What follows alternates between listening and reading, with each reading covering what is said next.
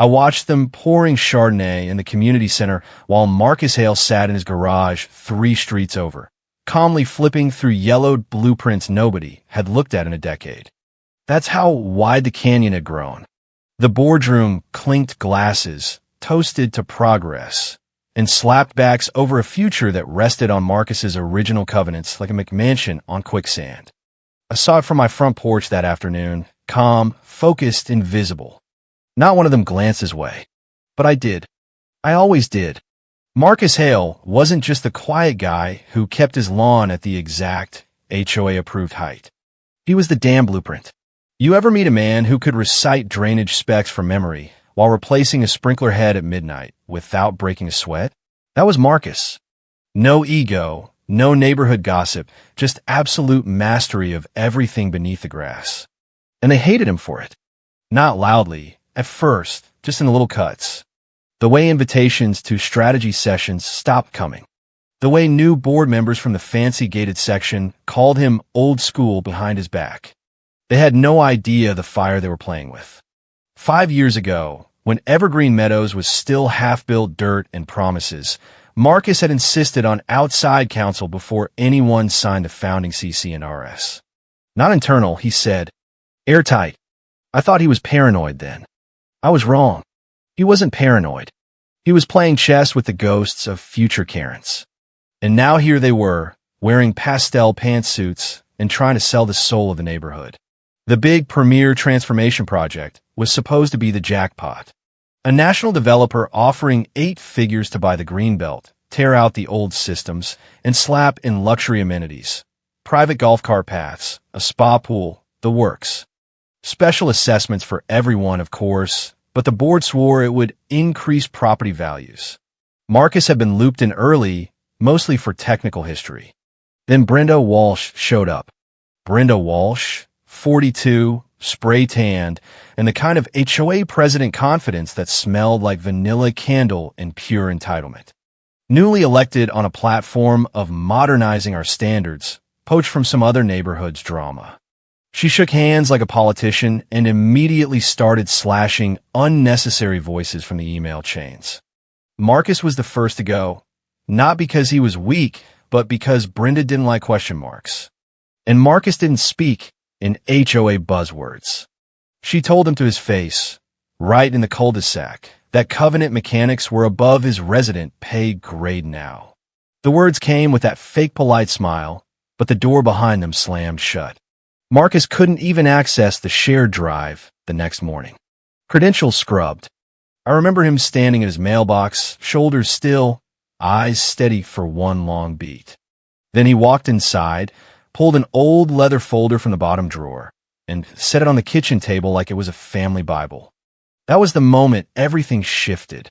But nobody knew it yet, because Marcus Hale doesn't raise his voice. He just flips the hidden switches.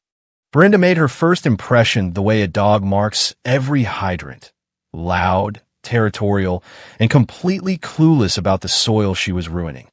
She strutted into the Monday evening board meeting 15 minutes late, dripping entitlement like it was her signature perfume, and immediately started redefining responsibilities. That was her phrase, redefining. What she meant was erasing anyone who didn't fit the glossy brochure she'd already printed in her head. People like Marcus. People who remembered why the rules existed in the first place. I sat 3 folding chairs down, watching it unfold like a slow-motion train wreck. Brenda clicked through her PowerPoint like it was gospel. On slide 7, right next to a stock photo of happy, diverse families high-fiving, she casually announced the new project roster. Marcus's name wasn't on it, not even as a consultant. The man who had literally designed the drainage system that kept every lawn from turning into a swamp during rainy season. The man whose original specs were embedded in every single covenant had been cut out of the final chapter. I glanced at Marcus in the back row. No reaction. Just a single blink, like his brain had already filed the insult into cold storage. But I knew better. His stillness was never weakness. It was the exact opposite. He was listening, logging, calculating. Later that night, I walked past his house on my way home from the meeting. He was typing something slow and deliberate. Not code, legal language, old filings. He didn't look up when I paused at the driveway. Did you know? I asked quietly. His fingers paused for half a beat. I knew the day they elected her, he said, voice even, that someone would try to monetize what they never understood. No bitterness. Just math. The next morning, the moment, everything snapped in a focus hit, like a sprinkler head popping off under pressure. Marcus tried to log into the project portal, standard procedure for any resident with historical knowledge during a covenant amendment this size, and got the red banner. Access revoked. No explanation. Just a lockout. He stared at the screen for maybe 10 seconds. Then, like clockwork, Brenda appeared on his doorbell camera with a fresh latte, and that smirk she wore like a crown. Yeah, we cleaned up some permissions, she chirped through the speaker, all sugar and venom. This stuff's above your resident pay grade now. Don't worry, we'll holler if we need a lawn tip. The woman whose entire neighborhood ran on Marcus's original irrigation blueprints was talking to him like he was the guy who mows on Tuesdays. And he just nodded. Not a word. Not a blink. Just a long, quiet look at the woman who thought she'd already won. Then Marcus stood up, walked to his garage, and closed the door. I watched Brenda strut away like she'd just house-trained a wolf. She didn't see the door closing as anything more than polite resignation. But I did. I knew that door wasn't just closing. It was cocking. Because when Marcus Hale goes silent, it's not surrender. It's the click of a safety being released. The folder wasn't much to look at. Just a battered manila thing tucked inside a fireproof drawer. No labels, no tabs, just dog-eared corners and the faint smell of old toner. I watched him pull it out with the same quiet reverence some men reserve for uncovering a classic car. He sat on the workbench, sat down, and flipped it open like a priest opening scripture. 10 years ago, back when the neighborhood was still mud and promises, Marcus had insisted on outside counsel before anyone signed the founding CC&RS. Airtight, he said. I remember thinking he was overkill. I was wrong. He wasn't overkill. He was playing chess with the Karens of the future. And now here they were, wearing designer sunglasses and trying to sell the greenbelt he had engineered to hold the whole place together. I leaned in just enough to see the clause. Page 9, paragraph 6. Not highlighted, not bolded, just tucked between two lines about architectural standards and derivative works. In the event of any partial or full transfer of common area control, major covenant amendment, or infrastructure modification involving foundational systems authored by the undersigned, the HOA and any third-party developer shall be notified no less than 72 hours in advance via formal license disclosure. All rights held under the originating covenants remain with the original author unless explicitly transferred with written consent. I let out a slow breath. Is that enforceable? Marcus didn't answer right away. He flipped the page, found a signature line, his dated witness notarized. Then he opened a different drawer, pulled out a card, and dialed the number like he was ordering pizza. No hesitation. Jeff, it's Marcus Hale. I'm invoking the trigger clause. Yes. Section 6, page 9, full asset review. We got a live transaction within 72 hours. I need the formal license notice issued to both the HOA and the developer, time-stamped. Pause. His voice stayed level. I'll email the system list. Anything tied to my drainage and irrigation framework qualifies. Another pause. No escalation. Just paperwork. Let the clock start ticking. He hung up. That was it. No drama. No speeches. No shouting across the cul-de-sac or slamming of clipboards. Just Marcus. A phone call. Like flipping a hidden switch nobody remembered was wired straight to the main power. The beauty of it wasn't confrontation. It was the design. He hadn't built a trap. He had simply followed the rules they all swore they loved. They thought he was irrelevant. They thought he was too technical. What they didn't realize was that the more technical you are, the deeper you plant the landmines, not out of spite, out of necessity. That license clause wasn't even hidden. It was just ignored, buried under layers of special assessments and developer hunger. Marcus stood, smoothed his shirt, and looked at the wall like he could see straight through the drywall into the community center. "They'll think I'm retaliating," he said quietly, almost to himself. I tilted my head. "Aren't you?" He gave the smallest shake of his head. "No, I'm protecting the neighborhood." And somehow that was scarier than if he'd been angry. Because anger fades. Precision doesn't. It hit the inboxes at 12:03 p.m. on a Tuesday. The licensing notice wasn't flashy. No bold fonts, no threats. Just 6 clean pages of black and white language, 2 exhibit attachments, and the signatures of Marcus Hale and his attorney. Time-stamped, watermarked, and quietly lethal. Subject line: Formal licensing disclosure. Hale authored foundational infrastructure covenant notification. It went to the entire board, the developer's compliance office, and most importantly, the deal liaison copied on every single amendment. 3 hours before the scheduled closing vote. That was all it took to turn celebration into silence. I was watering my front lawn when it hit. First came the little noises, the missed text, the dead air in the neighborhood group chat, the subtle shifting of curtains. Then someone said it out loud like a curse. "Hold the vote. There's a conflict flag on the core infrastructure." By 12:17, 2 board members were pacing outside the community center, holding printed copies of the filing like they might bite. One of them, our treasurer Linda, was on the phone with external counsel trying to decode what the clause meant for immediate transfer rights.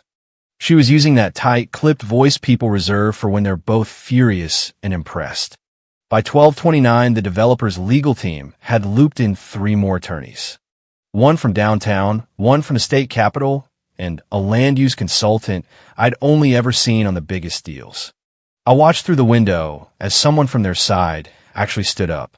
That never happens unless something is bleeding money. Brenda barged into the room like she was kicking down a saloon door. "Can someone explain why we're taking covenant cues from a guy who isn't even on the project team?" She barked, all righteous indignation. Linda didn't look up.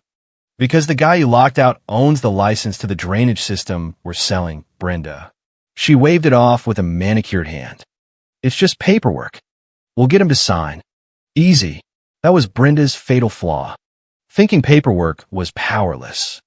Thinking the man who wrote the underground arteries that kept every lawn green and every basement dry couldn't possibly have embedded legal controls just as precise as his engineering. "You didn't review this clause?" Linda asked flatly. "It wasn't my department," Brenda snapped. "The clause says any amendment involving the foundational systems requires pre-vote notification and written license approval," the developer's lead counsel said through the speakerphone, voice tinny but ice cold.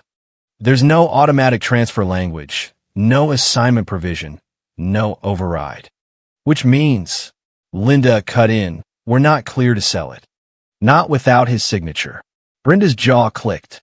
For the first time since she'd taken the gavel, she didn't have a comeback. Her mouth opened, then closed again. I'd seen goldfish recover better. Marcus wasn't even in the room. He didn't need to be. He was 2 blocks away, sipping iced tea on his porch and reading an old engineering journal like nothing was happening. I texted him, "They're panicking." He replied instantly, "They should." That was it. No emojis. Just fact. I stepped into the hallway as Brenda stormed out of the meeting room, red-faced and muttering about resident theatrics and overreacting to footnotes. She brushed past me without a word. Didn't even notice I was there. But I noticed everything. The shift, the silence, the invisible wire she tripped over, and the man who had strung it 10 years in advance. They thought Marcus Hale was just the past. Turns out he was the foundation. By 10:06 p.m., the developers team had escalated the call to what they called Level 0, the term they use when something can crater a deal mid-flight. Their lead counsel, a no-nonsense woman named Carla from the downtown office, requested a full architectural review of the infrastructure layer. Not the marketing slides, not the pretty renderings, the actual skeleton. They opened the plans. Within 20 minutes, it was clear. The heart of the entire project, the seamless drainage and irrigation that made the Greenbelt viable, was Marcus Hale's original framework. You couldn't rip it out without flooding half the neighborhood and turning the rest into a mud pit. And it wasn't abstract. His name was embedded in the header notes, patent numbers referenced in the specs, and his unique flow control protocols were so specific they'd once won a quiet industry award the HO a love to brag about, but never credited. Then came the second shoe. The license wasn't transferable. Clause 7C. No license shall be reassigned, sublicensed, or absorbed by proxy during any common area transfer without the written and dated consent of the original author. All derivative frameworks remain tethered to original license terms regardless of amendments. In layman's terms, you can't sell the pipes if you don't have the keys. And Marcus never gave up the keys. Upstairs in the community center, Brenda was spinning. She had a folder in one hand, her Bluetooth jammed in her ear, barking in a thin air like a woman trying to put out a house fire with compliments. Yeah, we'll get him to sign something. It's a misunderstanding. I'll send over a quick waiver. Wrap this up in half an hour. But he wouldn't.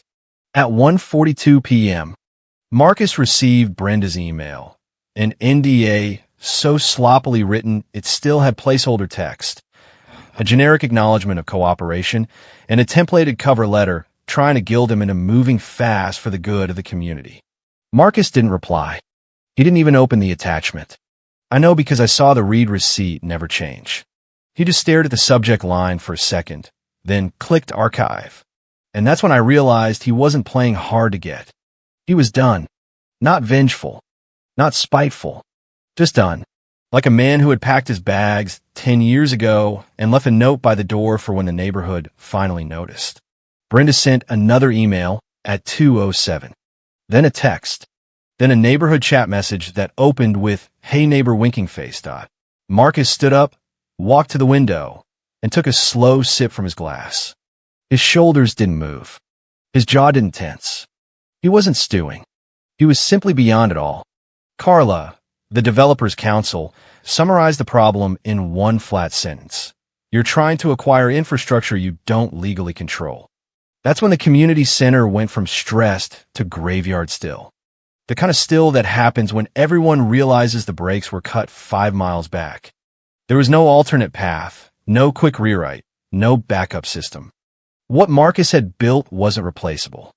It was foundational. And worse, they had mocked the man holding the foundation like a landlord who forgot to put his own name on the deed.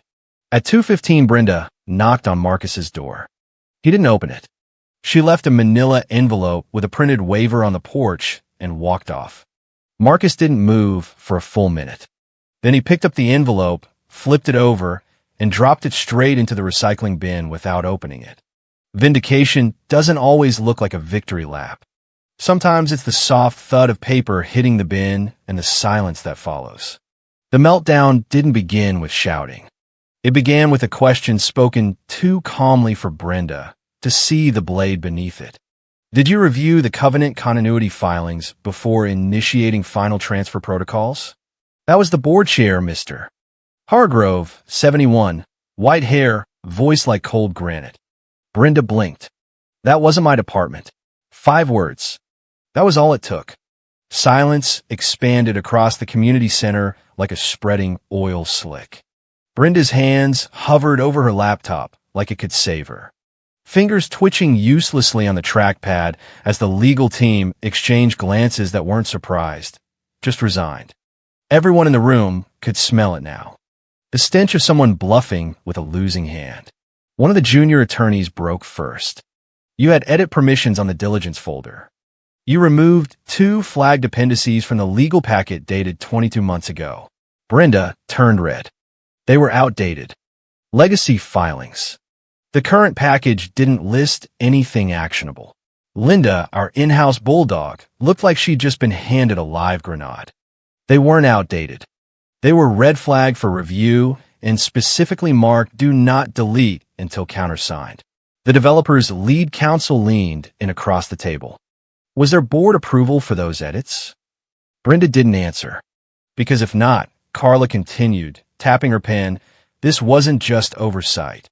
This was material misrepresentation of ownership, and we're now in breach territory.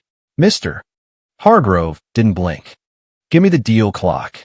One of the assistants flipped the project timer onto the screen. A live countdown once meant to build excitement. Now, just a grim reminder. 2 hours, 7 minutes, 39 seconds. I suggest we pause the transaction until full chain of title is re-established, Carla said. Our team has already identified 2 core modules inseparably linked to Mr. Hale's license. Unless that signature is obtained, the deal is non-viable. And then came the kill shot.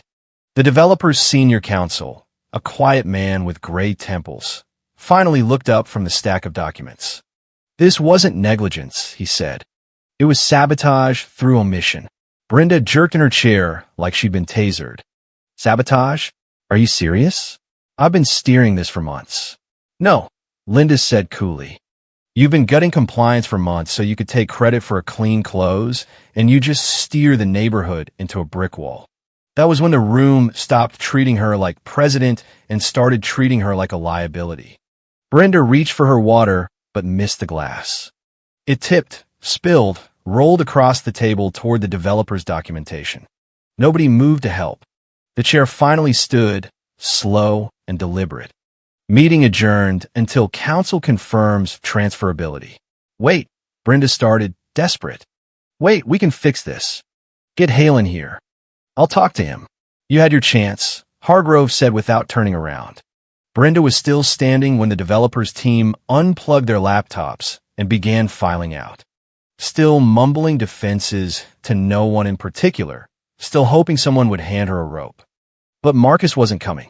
He was 3 blocks away at the hardware store talking a young clerk through a routing issue that had nothing to do with any of this. Like the roof above wasn't currently collapsing. Because that's the thing about architects. They know exactly where the support beams are, and they never panic when someone else kicks them down. It started with a voicemail Marcus didn't check for 6 hours. He found it while clearing out neighborhood alerts in his inbox.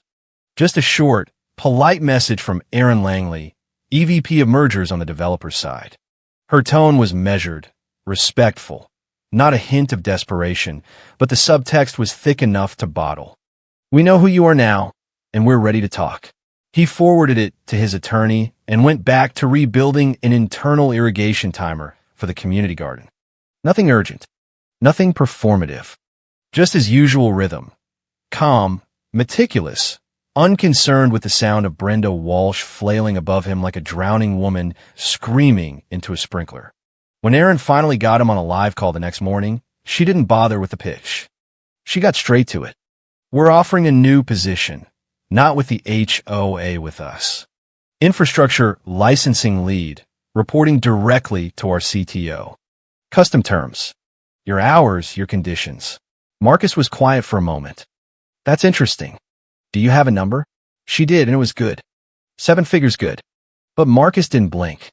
He asked about veto rights, oversight access, and the clause in the developer's own bylaws that would let him limit third-party derivative usage. Erin didn't flinch. She had done her homework. Why me? He asked finally, not because he didn't know, but because it was the kind of question that stripped away the noise. Her voice softened. Because you're the one person who understood what we were actually buying, and the only one who didn't need a gavel to prove it. That was the moment it became clear. This wasn't a favor. It was a correction. The neighborhood realigning itself after a season of entitlement. Marcus negotiated terms over the next 48 hours with the same precision he used in his engineering. No bluster, no ego, just quiet, exact language. He requested equity in the project returns, not just a fee. He asked for limited hours and full review authority across any expansion. He even included a clause that allowed him to walk at will, penalty-free, if certain integrity standards weren't met. And they said yes to everything. Because it wasn't just about acquiring land anymore. It was about securing the architect before someone else did. Meanwhile, the board upstairs was still performing CPR on Brenda's credibility, trying to reverse the damage without admitting they'd let a power-hungry president run quality control on the neighborhood's lifeblood. No press release mentioned the pause. No group chat acknowledged the shift in leverage. But everyone in the loop knew the truth. Marcus Hale wasn't just back in the conversation. He'd redrawn the conversation around himself. I ran into him in the driveway the day the final agreement came through.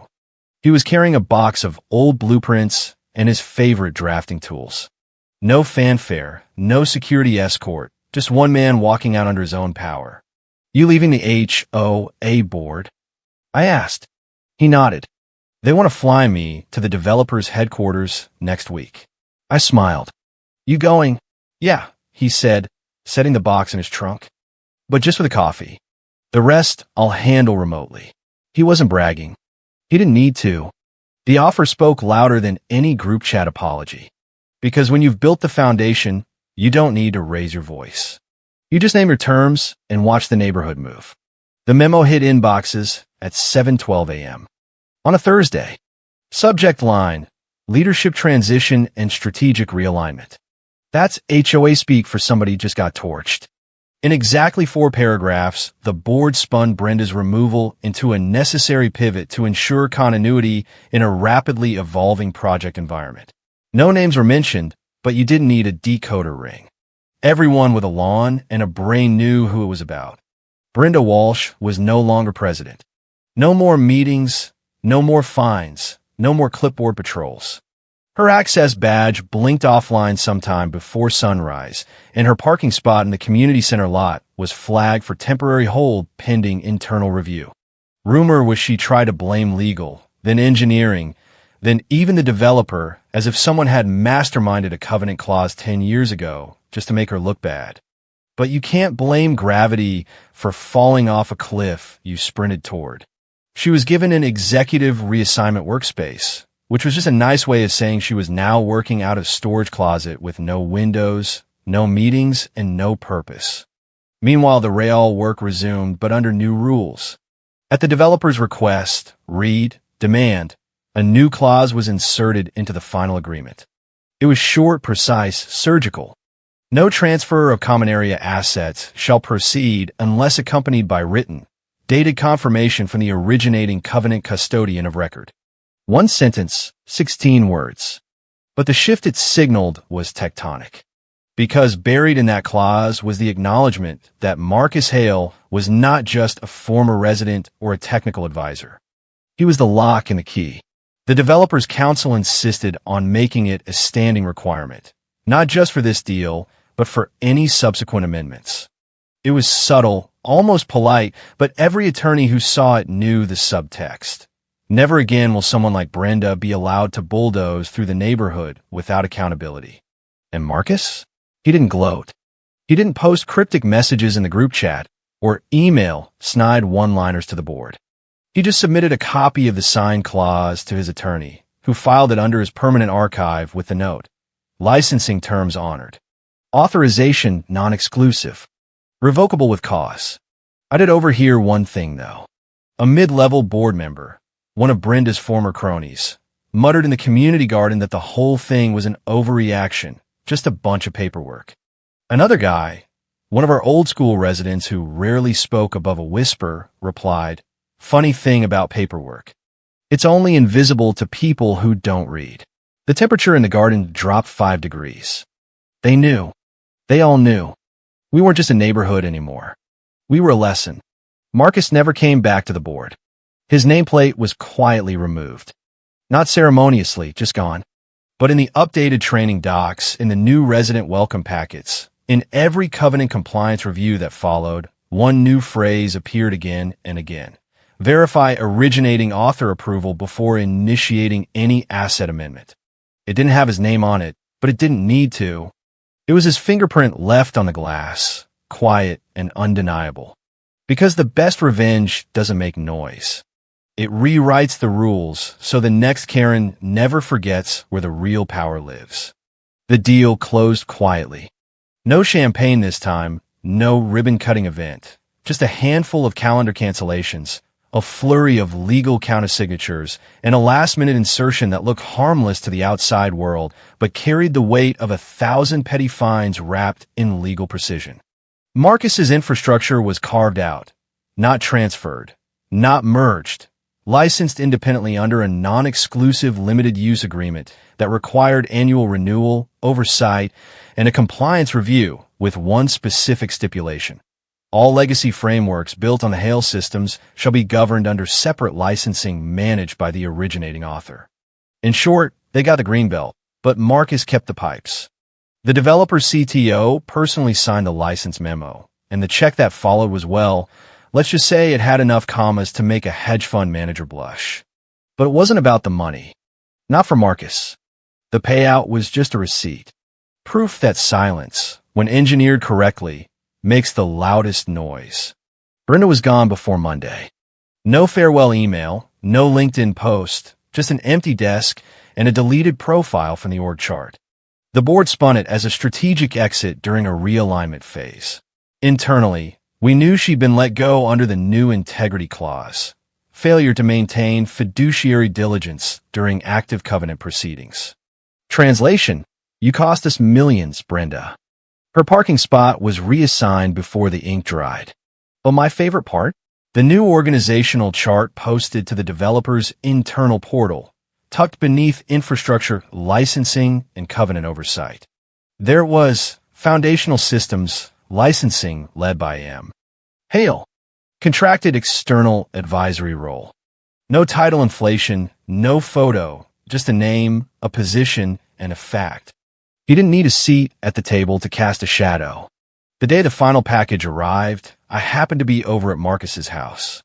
He'd offered to lend me his torque wrench for a side project. We were standing in his garage, the kind of place where everything had a label and not a single wire was out of place. The mailbox flag was up. Inside was the envelope. Thick, cream-colored embossed seal. He didn't even open it right away. Just held it, nodded once, then handed it to me while he adjusted the torque on a socket wrench like it was any other Thursday. "Can you sign this for me?" I joked. He smirked and finally slit the envelope open, reading the first page silently. His eyes moved slow, deliberate. Then he pulled out the signature form, uncapped a pen, and signed it with that steady hand of his. No hesitation. He tucked it back in, sealed the return envelope, and handed it to me without ceremony. "Drop that off for me, would you?" That was it. No speech. No grand moment. Just a man closing a loop he had started writing half a decade ago in silence, while everyone else fought over the right to speak louder. As I walked back to my car, I glanced back at him. He was wiping down the socket set like it was a meditation. And I thought about all the board meetings, all the backslaps, all the smirks Brenda had thrown his way. Funny thing about power in the HOA, turns out it doesn't apply to the people who actually own the foundation.